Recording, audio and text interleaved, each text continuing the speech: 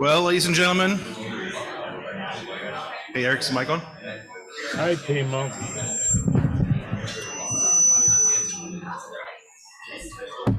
All right. Welcome, ladies and gentlemen. Let's get the party started. Welcome to our friends on Zoom. We miss you, so show up soon. Well, this is our 5,626 meeting, which is hereby open.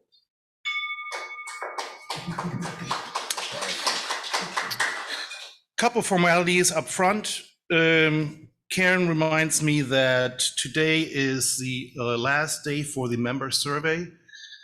Surveys are, by definition, a pain.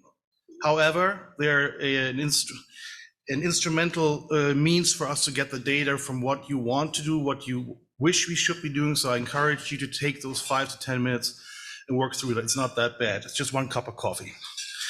All right. Now, as always, we have, of course, a guest speaker. Stevie, you will be introduced in a second by Ted.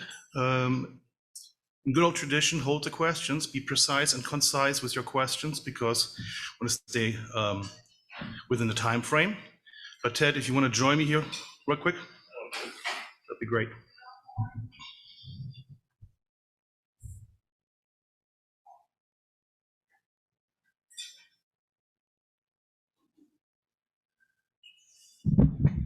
Thank you, President Timo, and good afternoon, all Rotarians and guests here at the club, as well as to all of you who are out there on Zoom. It's my pleasure today to introduce Stevie Valles. Stevie has served as the Executive Director of Chicago Votes, a nonpartisan nonprofit, for the past 5 years. And he has received numerous awards for his work, including the MTV Leaders for Change Award, the Chicago Urban League Excellence in Advocacy Award, and the Safer Foundation's Visionary Award. He served on the Transition Committee for the U.S. President in 2012, the Governor of Illinois in 2018, and the Mayor of Chicago in 2019. Stevie has also worked on several professional committees and boards, including the Chicago 200 Steering Committee, the City of Chicago Civic Engagement Advisory Council, and many others, which you can read on his website. So without further ado, please join me in giving a warm Rotary welcome to Stevie Valles.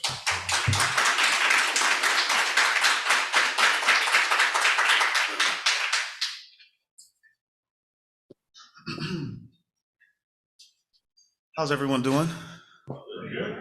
My name is Stevie Valles, and I'll be talking to you all a little bit today about the work we do at the nonprofit I work at, a little bit about myself, how I came to this work, why I'm so passionate about it. I'll share with you all a little bit about the initiatives we do specifically, who we try to impact with our work, why we try to impact them. And then we'll have some question and answers at the end. And thank you all for having me here today. I'm really excited. I'm not usually in spaces like this. So this is an honor, especially post-pandemic. So I appreciate you having me and feeding me such great food and allowing me to talk to you about our work. We can go to the next slide. So I'll talk first of all about our mission. I'll talk a little bit about the problem we have identified, the solution that we are working towards to solve that problem, some of our core tactics and initiatives, and then a little bit about what we are hoping to create at Chicago Votes. This is me.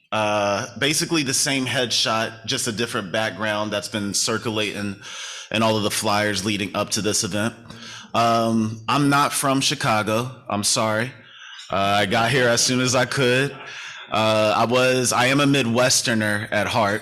I've lived a lot of different places actually. I was born in Michigan, Berrien Springs. Does anybody here know Berrien Springs, Michigan? You're the first two. We have one stoplight. I was born there and moved to Cleveland, Ohio before I was a month. Before I was 2, my family and I were in Virginia. And by the time I was 5, I was in Cincinnati, Ohio. That's where I primarily grew up. Went to high school in Mount Vernon, Ohio, college in Huntsville, Alabama. And post leaving college, I went on to move to Washington, D.C. for a while, came back to Ohio a few times to organize on some campaigns. I lived in Texas for 3 years. I did some work in Austin, both on the campaign trail and in their state legislature. And I also worked in Dallas for a bit. Lived in Portland, Oregon for about a month. That was interesting. When I moved there, it was the first time I had been there. And I don't know if any of you have been to Portland, Oregon. It felt like I had landed on another planet, like something out of Star Wars, all those trees and hills everywhere. It was cool. And then I moved to Chicago shortly after that. So I've been in Chicago now. This is my 9th year in Chicago. So I've lived here about as long as I've lived anywhere. I even changed my phone number. So I have a 312 area code. So I'm one of you now. So this is our mission at Chicago Votes. We're a nonpartisan, nonprofit organization. We're hoping to build an inclusive democracy by putting power in the hands of young Chicagoans. We engage and develop a new generation of leaders here in Chicago by opening up the doors of government and politics to them from all corners of the city. We work to change laws and try to make Chicago a better place by doing that. And the core part of our mission, even though it's the last word, is fun. We try to do all of our work with a little bit of a fun twist to it. So first, I'll talk a little bit about the problem that we're seeking to address. Young people between 17 and 35 are the largest voting age population in Chicago and in the state of Illinois and in the country, actually. This generation is the most diverse in the city's history, the most progressive in the city's history. However, a lot of the ideals of young voters are not really reflected in halls of power. The things that young people want to see change oftentimes don't change. And we've identified the reason for that being is inconsistent voter turnout. If you ask any politician who runs for office, and I work with a lot of lawmakers, they will tell you young people don't vote. And it's hard to debate that. Young people have lack of access to decision makers. Young people have low civic education, specifically around who is running for office, what they do, and how to engage beyond elections. And there's a lack of a pipeline for young people to become the civic and political leaders in Chicago. Next slide, please. Oh, thank you. Our solution. We feel that if we focus on 3 things specifically, we can start to address these problems. 1, voting and youth participation in democracy. 2, developing leaders. And 3, institutional reform. So as I go through all of our initiatives and how we do our work, you'll notice that with every initiative, with every program that we do, it all leads to one of these or all of these 3 things. Next slide, please. Thank you. And these are the core tactics we use in order to engage young people. We prioritize civic education, and you'll see that throughout this presentation listed as CE. We prioritize leadership development, voter turnout, and advocacy. So everything we do has a component of it that seeks to civically educate our base, develop our base into leaders that we want to follow, increase youth voter turnout, and also advocate for systemic change that young people want to see. These are our 3 programs, our 3 initiatives. I hope that the third one doesn't offend anybody here. I told you we like to have fun. Our first initiative is Unlock Civics. Our third initiative is Reimagining Democracy. And our second initiative is Reimagining Democracy. And our third initiative is Give a Shit. And I'll be talking a little bit about all of those. Unlock Civics is an initiative that focuses on engaging people at the intersection of the carceral institutions and democracy. We know here in Chicago and Illinois and America that people who are incarcerated are one of the last few citizens who don't have their right to vote. And you could draw a direct correlation to the living conditions that people who are incarcerated experience a lot of times even before their incarceration, during their incarceration, and after their incarceration. So there's a large voting block of people who are being explicitly disenfranchised. So we built this program in order to address that. Under the umbrella of voting and youth participation, we run programming that we identify as voting while incarcerated. We could split this up into two components: voting in jail and voting in prison. About 3 years ago, we wrote, advocated for, and passed a law that turned the Cook County Jail into a polling location. The jail became the first jail in the country to serve as a polling location for people who are incarcerated there.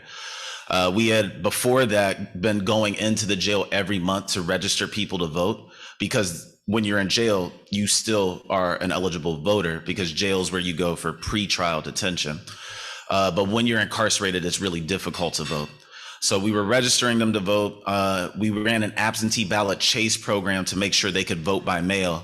And then we wrote and passed a law that brought polling locations to the jail that increased the voter turnout significantly, because people were able to take advantage of things like same-day voter registration.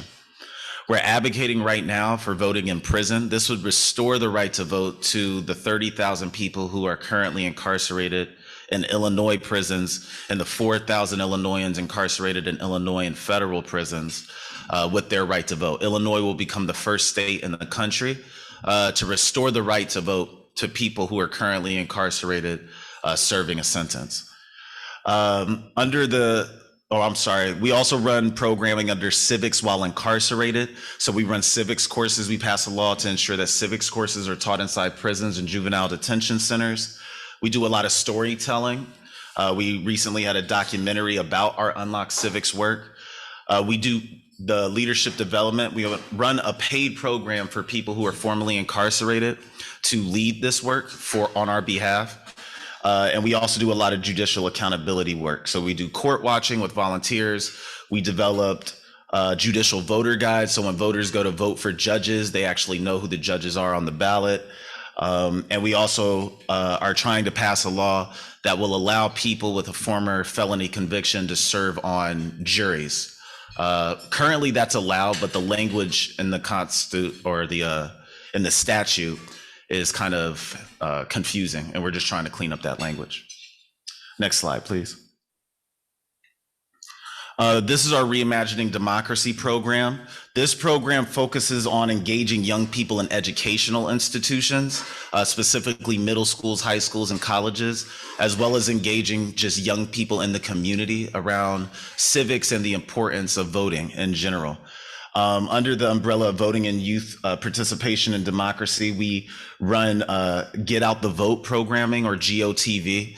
Primarily, that is housed under our voter guides. We distribute millions of voter guides to voters across the city so they know who's on the ballot every time it's time to vote, and those people, how they impact their lives. We also have parades to the polls, where we host parades inside high schools and colleges and take young people to go vote in a parade style. So we do leadership development. We hire a group of 17 to 35 young people, primarily from Black and brown communities across Chicago, and give them a paid opportunity to run our GOTV work. So they come up with the voter guide, they run the parades to the polls in the high schools, they do a lot of phone banking and text banking, they recruit young people to serve as election judges. So they are kind of like our campaign team. We do civics in schools, so we just piloted legislative tracking curriculum inside middle schools and high schools within CPS. This is to ensure that young people understand that engaging in civics in the political process means more than voting. It means understanding what's happening in the state legislature, understanding what federal, state, city lawmakers do, who they are, how they impact your life on a day in and day out basis. And then under the umbrella of institutional reform, We done a lot of advocacy under Reimagining Democracy. So we've been successful in passing online voter registration in Illinois, same-day voter registration in Illinois, extended early voting hours and days in Illinois, vote by mail and automatic voter registration in Illinois. So we've been around for 10 years. I should have mentioned that at the top. We just turned 10 on June 28th. And so a lot of those victories have happened over the course of our 10 years. And this is Give a Shit. That usually brings everybody right back in. And so under the umbrella of voting and youth participation in democracy, we run these programs, Shit Talks, which is an online program where we bring young people, organizers, activists, elected officials. Oftentimes when elected officials come, they make us change the name for that segment. We did one with Juliana Stratton that was called Shh Talk. And then we have, so this is a space for people to have kind of like a table talk, informal conversation. It's like a vlog series, think panel with young people online.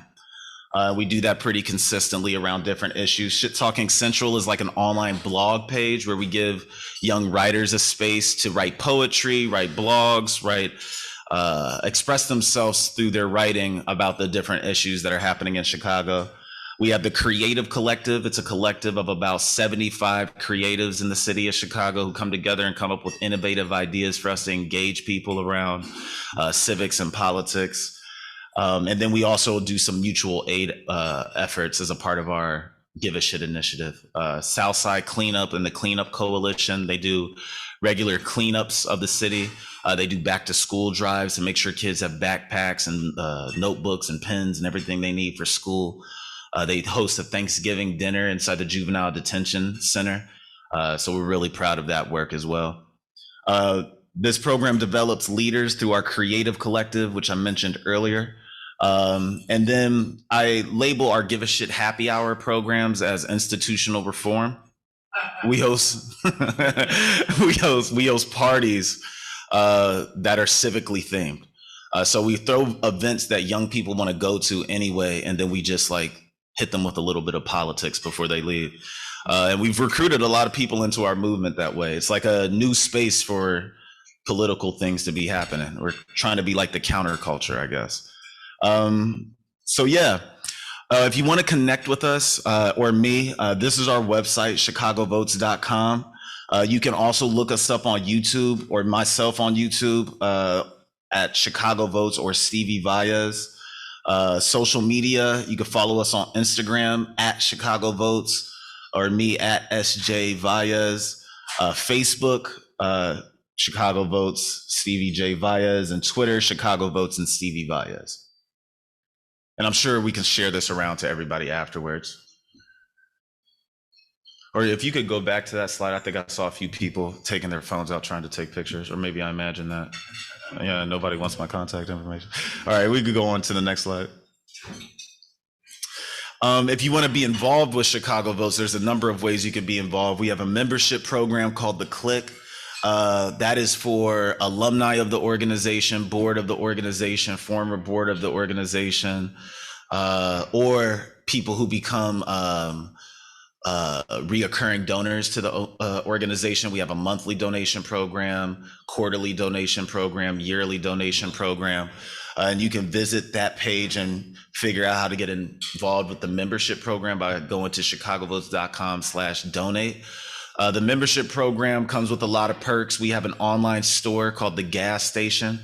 And we have a lot of cool merchandise that you can get for free every once in a while. Tote bags, hoodies, t-shirts that say like Give a Shit on them. I know you all would love to have a t-shirt and show up at your kid's birthday party with a big Give a Shit t-shirt. I'm sure they love that. We have a lot of events that are exclusively for members of the clique as well. Panels, happy hours, art exhibitions. So yeah, you should check it out. We would love for you all to join the clique.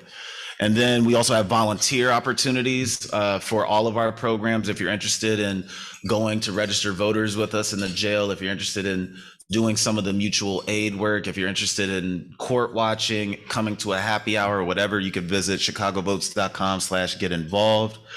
You can host a house party if you're really inspired by our work. I'll show up, or one of my more personable colleagues will show up and talk about our work at your house to all your friends and get them engaged in the work in whatever way they would like to be engaged with it. Or you can connect with me one-on-one. This is my cell phone number, 312, I wasn't lying, 783-0056. And my email is stevie@chicagovotes.com. So I think that's the last slide. If we could go to the next one. Yeah. So that's all I have for you. So I'd be happy to answer any questions if folks have any. Yes, sir.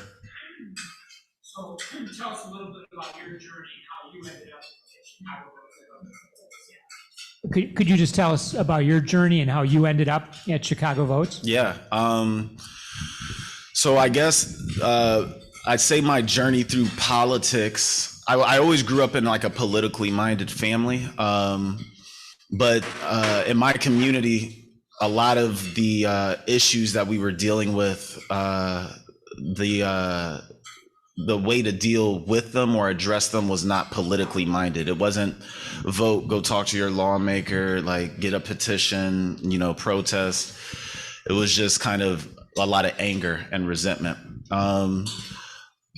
I'd say my professional transition to politics happened my senior year in college. I got a degree in social work from a small HBCU in Huntsville, Alabama called Oakwood University. And my senior year, we had a class on policy. Actually, my advisor messed up. So my senior year, I was taking a class on policy, a history class, and a government class. So the universe was like, politics is what you need to do, or civics or something. And I really did develop quite an interest in the way that policy and decisions made by decision makers on the legislative level directly impact the people that I deeply care about from my community and the people who need the most support in our society. After college, I got an opportunity to work at a think tank in Washington, D.C. While I was working there, I was working about 5 to 6 side gigs. I was bouncing at a club at one point. I ran a science camp. I taught Bible and social studies at a local high school. And I also worked at a gym. And a guy I worked with at the gym happened to be the president of the Congressional Black Caucus in DC. He worked there one day a week so he could have a free membership, which was hilarious. And we just happened to work together one day. He got me a job on the Obama campaign, and that was the first time I started organizing. I came back to Ohio and organized in Trotwood, Ohio. And then I left that campaign, moved back to DC and worked in the United States Senate as a policy analyst. I left there and moved to Texas and worked on an issue campaign. We won that issue campaign. I then went and worked for a woman who was running for governor, Wendy Davis. She was a Democrat running in Texas. She lost her campaign for governor, which I'm sure comes as no surprise to any of you. And then after that, I went and worked in the Texas legislature for a then state rep, now state senator named Boris Miles. After that, I transitioned to the nonprofit sector, and the job I got was based out in Portland, which is why I was out there for a little bit, but they allowed me to work remotely with one of their partner organizations' office, and that was Chicago Votes. And that's when I moved to Chicago. So I was working remotely out of Chicago Votes' office for about 2 years. And then I joined the team as the executive director. And the only reason I tell you all of that is because it kind of paints the picture of like our infrastructure now. It's like a combination of organizing, advocacy, nonprofit programming, with a little bit of like my culture thrown into it with the give a shit. Because it's over time, I realized like people won't ever draw a correlation between the issues in their society and politics if politics continues to exist in the way that it is now, because it's only really geared towards a specific demographic of folks. and it's not necessarily the people who need the most help. So that's kind of where the passion comes from, and the career kind of spiral that I went through that led me to this point. Yes.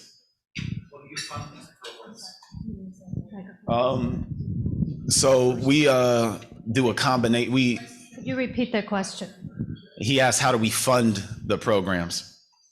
So there's a combination of funding sources that we utilize in order to fund Chicago Votes. They're split into 4 buckets: individual donors, foundations, businesses, and labor. We have a 501c4. That's primarily where the labor money goes. We are still nonpartisan. We don't endorse candidates, but we do help labor unions with turning out young workers to vote. And then the foundation support makes up most of our funding. The Joyce Foundation is a funder of ours here locally. So is the Field Foundation.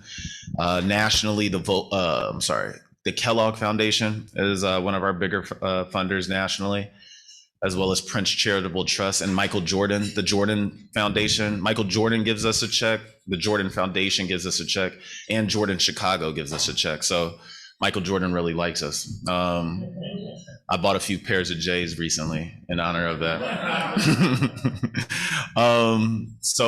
Yeah, and then our individual donations. So the CLICK program is a major donor program of ours. We get donors who are giving as little as $5 a month to folks who are giving up to about $150, $200 a month. We have some people who give like $500 a quarter or $1,000 a quarter. Our biggest individual donor to date was they gave us an $100,000 check, which was pretty cool. But we're really trying to build out that individual donor base and get creative with the ways that we can tap into like both the grassroots and the grass tops money that folks have and really pull at the heartstrings of individuals to support our mission. And then businesses, a lot of our business donations are in-kinded.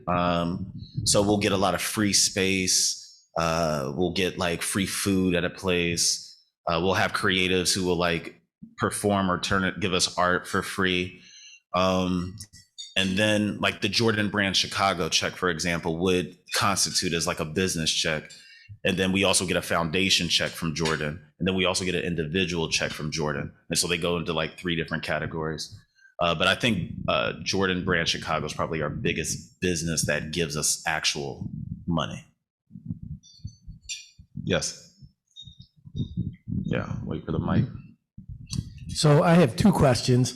I'm a visiting Rotarian. I'm not a member of this club. I'm at a club in the suburbs. First question, would you come and speak to a club in the suburbs? Yeah. And second question, how could we as Rotarians get involved in a hands-on basis in the work that you do? We can always write checks, but Right. It's very rewarding for me as a Rotarian to be able to serve. And so would there be an opportunity? Yes. I'm assuming there'll be food at the event in the suburbs. If there is, I can be there. Yeah, so I'll come to the suburbs, no problem.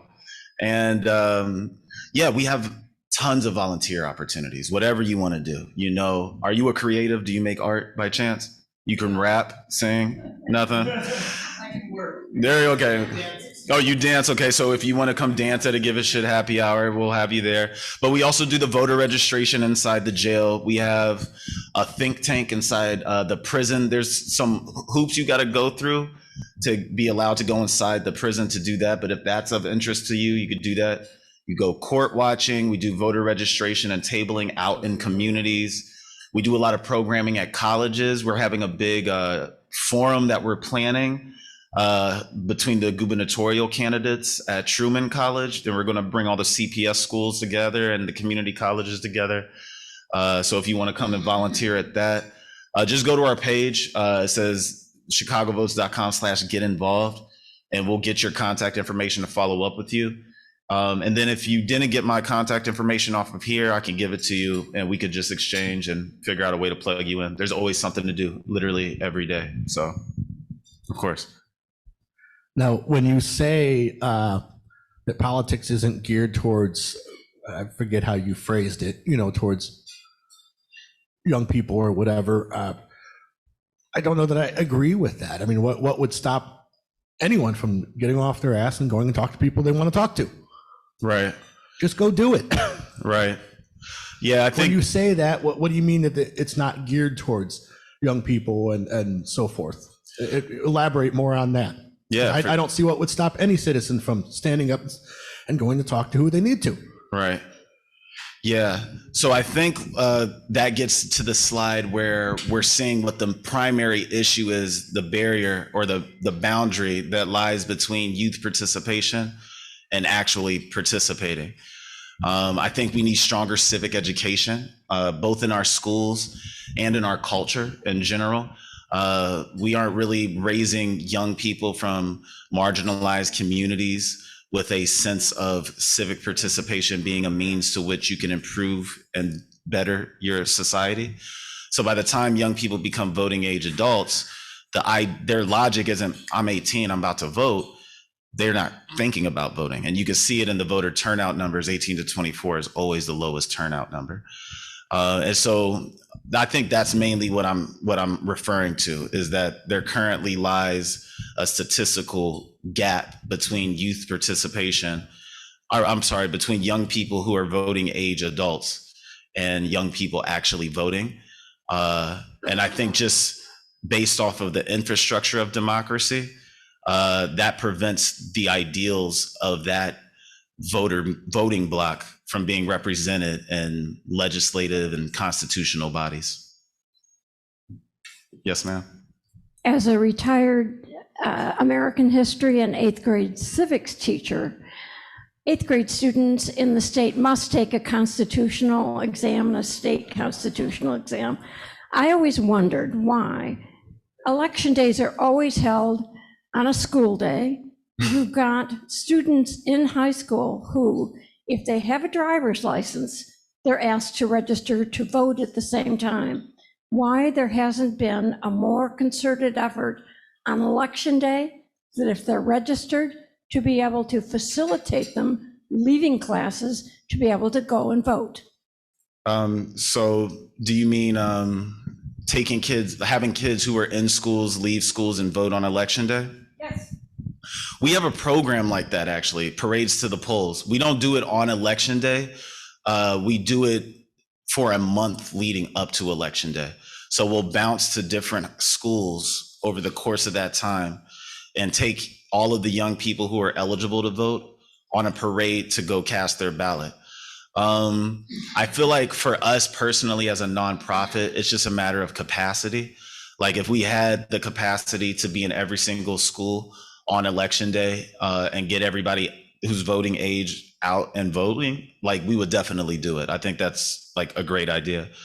But we just don't have that capacity. And election day is on a Tuesday, which is why we passed that law to extend early voting hours and days, and that law to allow people to vote by mail, so that it opens up some additional options for people to participate on weekends, at night, or from the comfort of their own home. So I think in schools, short of taking everybody out of the classes and taking them to go vote, which I agree, I would rather do that. We can do stuff like make sure everybody in class is ordering their ballot and like maybe filling out that ballot as a class and mailing it in together. Or doing parades to the polls or taking kids out of school on a day that's not election day or after school is out on a night, or getting a weekend voting day together. So I think there's options there. I think it would be ideal if the government, like the city, county, and state government, weighed in to kind of like run some of those programs and initiatives so it could be coordinated across the state. But yeah, that is a challenge for sure. Any more questions here in the room? So just ask the Zoom folks whether they have a question. Zoom folks, any questions? We do not have any questions on Zoom at the moment. All right. Well. Thank you so much Oh, for yeah, being thank here. you. It's been really, really interesting. Great Absolutely. work. I commend you for that. Yeah, Got a little token of appreciation. wonderful. So this is our brand new thank you Rotary mug. It comes with an invitation to join us as a member here. Oh, wow. But every time you have your morning coffee, you think of us, and you're always welcome back here. I appreciate this. Thank Thank you. you so Thank much. you all. All right, moving right along. We are always introducing our guests. I know we have some international guests, maybe not in this room, unless I'm mistaken. Any international Rotarians in here? I don't think so. But I did see my friends Hans Joachim out there. You want to say hi real quick? Yes, hello, good evening to Chicago from Hannover. I'm past president of the Rotary Club Hannover Leibniz, and yeah, I will be around with you by Zoom a couple of times in the future. Thank you very much. And maybe Hi, it's the Timo. right opportunity, Hans Joachim, to share with folks the joint program we've got coming up between his club, Purdue, and ours. Hans Joachim, you want to talk about that? Well, yeah, we are just providing the platform because the main work on the organization and the topic is done by the Rotaractors. So I just can't tell you so much, but I think we will have a enlightening evening to see differences or similarities either way of Rotaract in the United States and here in Germany. So we are looking forward, and we are very happy to see some guys of you in the evening. You're very well invited. Thank you very much.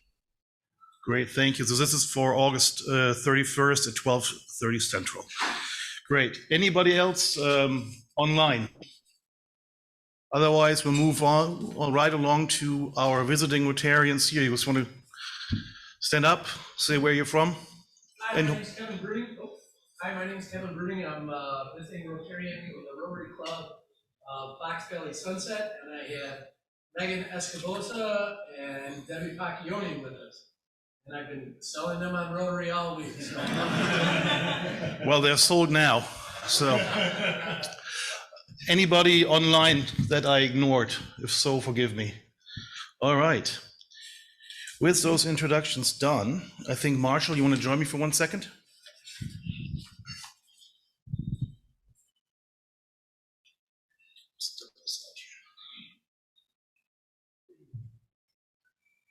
So Timo asked me to say a few words about our partnership with Link Unlimited. So as I think many of you know, this year the Rotary Club of Chicago is going to partner with Link Unlimited, which is an organization that's been around for over 50 years in Chicago, providing mentoring programs for high school students in Chicago. And this year we've put down a challenge of having at least 10 of our members along with Chicago Southeast to volunteer. And this is a serious commitment for 4 years to work with a student from the Chicago Public Schools to mentor them. And Link provides a tremendous amount of infrastructure and services in that regard. We had 14 volunteers start out. We've lost a couple, but the training for the program begins at the end of this month. So anyone else who's interested in participating, if you could let me or Alita know, that would be wonderful. And I just want to add that initiatives like Chicago Votes really depends on kids being invested in their community and really feeling as if they're cared for. And Link and our goal in creating this program is really to create youth so that when they're 18 years old, really feel like they are invested in the world and that people care about them. So I really encourage you to volunteer for the program. Thank you very much.